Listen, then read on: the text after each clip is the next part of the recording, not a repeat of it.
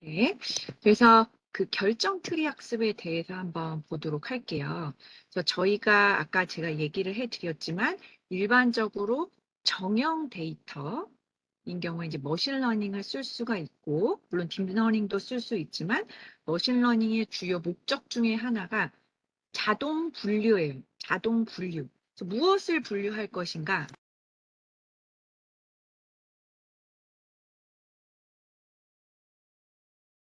예를 들면 긍정이냐 부정이냐 요런 거를 분류할 수도 있는데, 일반적으로 다양한 교내외 서적에서 나오는 예제 중에 하나가 마치 아까 아일리스처럼 뭔가 품종을 분류한다든지, 혹은 지금 이 결정 트리에서 보여드릴 거는 강아지와 고양이를 분류하는 요런 또 간단한 예제가 있어요. 그래서 여러분들이 이런 다양한 분류 예제 설명을 들으면서 저희 연구에, 그리고 연구 목적에, 저희 연구를 위해서 사용하는 데이터셋에 어떻게 연관할지 이거 창의적으로 한번 생각을 해보세요. 알겠죠? 자, 분류를 하는 다양한 고급 알고리즘들이 있어요. 그런데 그 중에 시각화가 되기 때문에 제일 많이 쓰이는 거 중에 하나가 이제 결정 트리예요. 말 그대로 이 트리가 뭐냐면은 나무, 마치 가지치기에 가듯이 나무 구조로 이렇게 시각화가 되는 알고리즘이에요. 근데 이 알고리즘 내부에는 엔트로피라고 하는 혼잡도라고 하는 게 고려가 돼요. 그래서 결국에는 이 결정 트리 알고리즘의 목적은 뭐냐 하면, 혼잡도는 낮을수록 좋겠죠. 혼잡도를 줄여나가는 과정을 학습을 하는 거예요. 예를 들면 우리가 지금 20개를 한다고 생각해 봐요.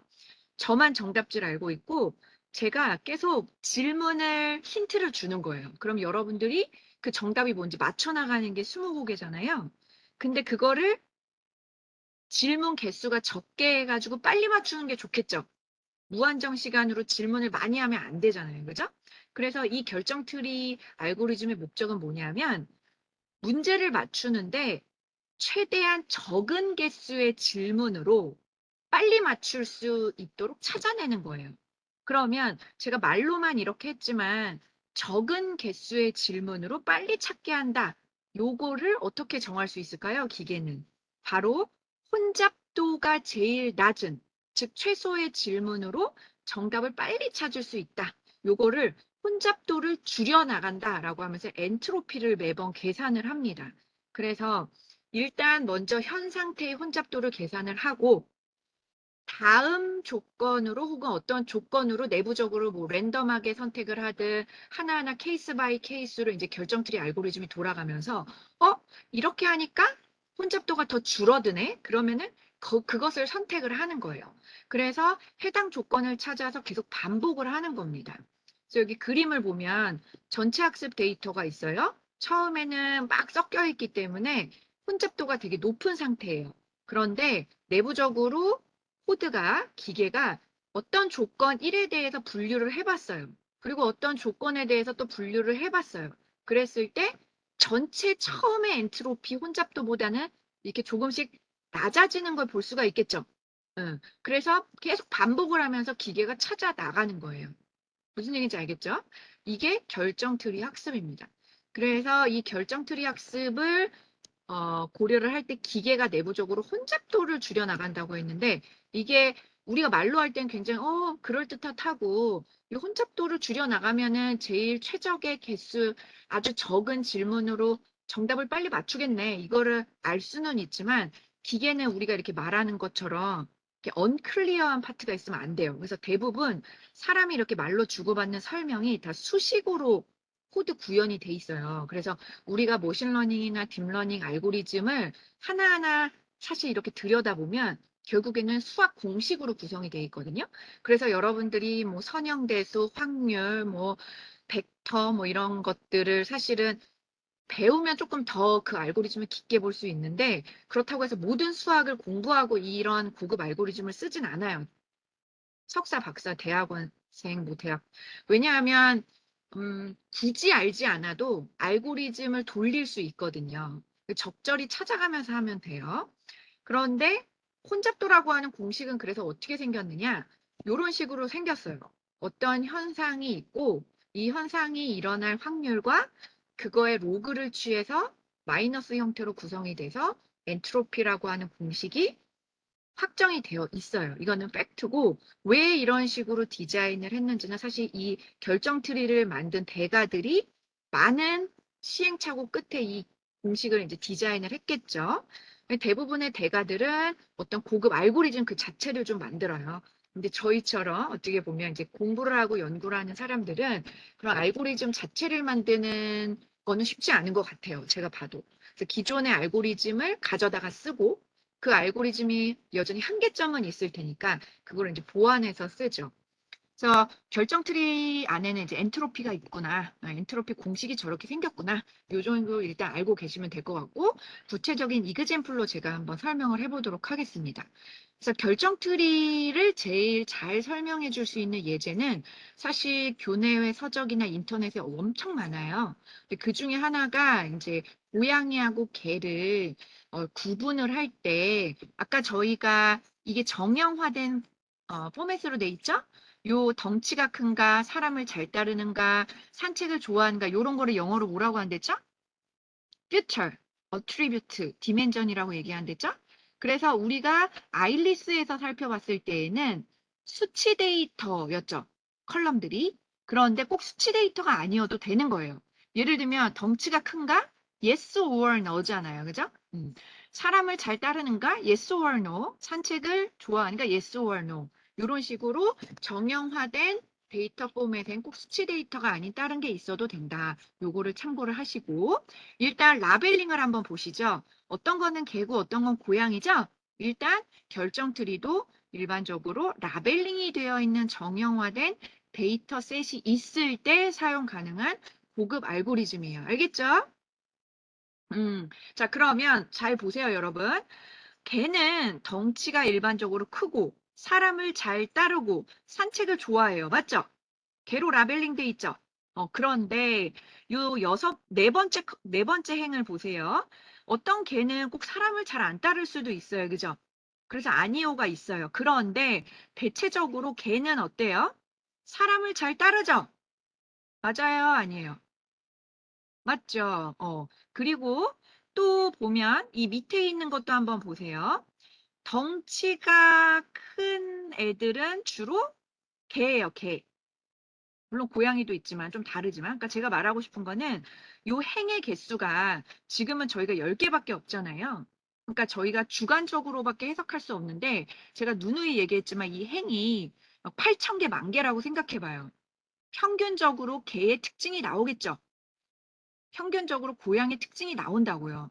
퓨처들이. 자, 그러면 결정 트리는 뭐를 시각화해 볼 수 있냐면 라벨링에서 개라고 라벨링 할 때 덩치가 큰가라고 하는 퓨처가 중요한지, 사람을 잘 따르는지의 퓨처가 중요한지, 산책을 좋아하는지 유무가 중요한지를 시각화해 볼 수가 있어요. 무슨 얘기인지 알겠죠? 그래서 제가 이거를 자세히 설명하기 전에 한번 최종적으로 결정 트리 시각화된 거를 한번 보면 이렇게 돼 있어요. 결정 트리는요, 여러 가지를 반복해서 막 해보면서 일단 사람을 잘 따르는가? 만약에 네예요. 그럼 산책을 좋아하는가? 네예요. 이 두 개가 네면은 개라고 라벨링을 결정 지어버려요. 무슨 얘기인지 알겠죠? 내가 질문 2번 만에 여러분이 맞춘 거나 똑같아요. 무슨 얘기인지 알겠죠? 반면에 사람을 잘 따르지 않아요. 그런데 덩치가 작아요. 그럼 벌써 고양이로 맞춰버려요. 무슨 얘기인지 알겠죠? 그런데 이렇게 깔끔하지 않은 경우도 있어요. 사람을 잘 따르는데 산책을 좋아하지는 않았는데 그래도 덩치가 작으면 고양이. 이런 식으로 맞출 수도 있어요. 그러면은 20곡에 3번 만에 맞춘 거겠죠? 이해돼요, 안 돼요? 하지만 이 화면에 보이는 결정 트리 시각화 말고도 다른 질문의 조합의 케이스가 엄청 많겠죠? 그런데 걔네보다 이 화면에 보이는 결정 틀이 뽑힌 애가 엔트로피가 제일 적은 거예요. 혼잡도가 제일 적다고요. 무슨 얘기인지 알겠죠? 그러니까 결정 트리 알고리즘은 이런 경우 저런 경우 처음에 꼭 사람을 따르는가로 시작을 안 할 수도 있잖아요. 덩치가 큰가부터 시작할 수도 있겠죠. 혹은 산책을 좋아하는가부터 시작할 수도 있겠죠. 결정트리 알고리즘은 이런 경우 저런 경우를 다 케이스 바이 케이스로 다 돌리되 엔트로피가 제일 적은 결정트리로 결정을 하는 거예요. 알고리즘 자체가 특징이 그래요. 무슨 얘기인지 알겠죠? 음, 그러면, 아, 교수님 결정 트리를 통해서 우리 연구에서도 우리가 퓨처가 여러 개가 있잖아요. 그죠? 아직 라벨링은 안 되어 있지만 그 많은 퓨처 중에서 우리가 만약에 수동으로 라벨링을 하든 뭔가 라벨링을 했을 때 지금 요 그림처럼 결정 트리를 돌려볼 수 있을까요? 없을까요? 결정 트리를 돌려볼 수 있겠죠. 라벨링만 잘 되어 있다면. 무슨 얘기인지 알겠죠? 그래서 라벨링이 굉장히 중요한 거예요. 일단 라벨링이 잘 되어 있으면 다양하게 돌려볼 수 있는 분류 알고리즘이 많아요. 무슨 얘기인지 알겠죠? 자, 그러면 과연 결정 트리는 세 가지 퓨처 중에서 왜 사람을 잘 따르는가로 시작을 했을까? 요거를 제가 한번 간단히 설명을 해 보도록 할게요. 자, 여기 결정 트리 보시면 첫 번째, 덩치가 큰가로부터 시작할 수가 있고, 두 번째, 사람을 잘 따르는가로 시작할 수도 있고, 세 번째, 산책을 좋아하는가로 시작할 수도 있어요. 무슨 얘기인지 알겠죠? 그런데 어떤 퓨처로 질문을 시작해야 엔트로피가 제일 낮을까요? 아까 제가 이미 답을 보여줬지만, 사람을 잘 따르는가로 시작했을 때 결국에 엔트로피가 제일 낮아요. 우리 눈에는 결과만 보이지만 결정 트리 알고리즘은 내부적으로 다 하나하나 해본 거예요. 그러면 그 코드가 과연 하나하나 어떻게 해봤을까?